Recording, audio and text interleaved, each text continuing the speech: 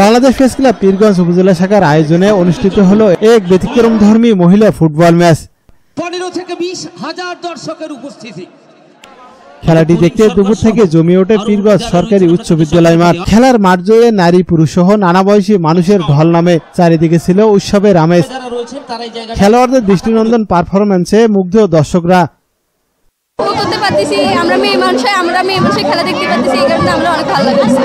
দেখার জন্য আসছি, আসা থেকে ঈশিতা, কিন্তু এখানে আমরা সব লাগে দেখার জন্য। তারপরেও খেলাটা অনেক ভালো হচ্ছে, দেখা যাক কে জেতে।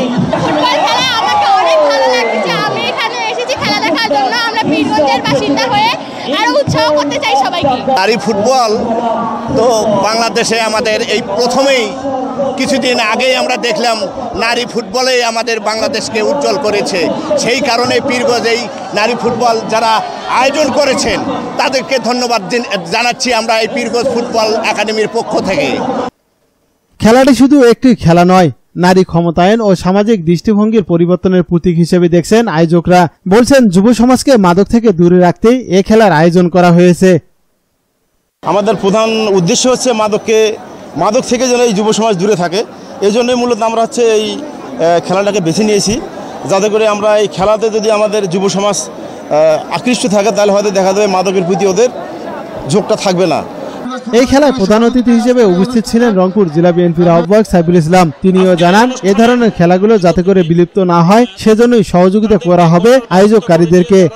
আসলে এই নারীর যে নেতৃত্ব, নারীর যে দেশ বদলে দিতে পারে, জুলাই বিপ্লবের আন্দোলনে নারীরাই সামনে ছিল।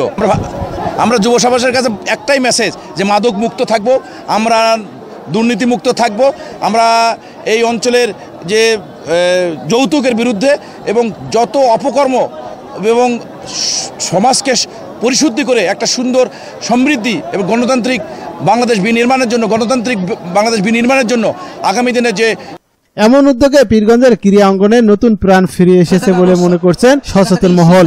মহিলা ফুটবলকে ঘিরে এই উদ্দীপনা ভবিষ্যতে আরো বড় আয়োজনের সম্ভাবনা তৈরি করেছে বলে মনে করছেন football প্রেমীরা।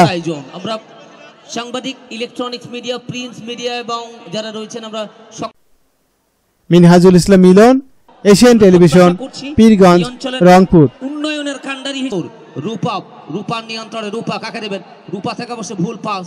Once again counter attack এই মুহূর্তে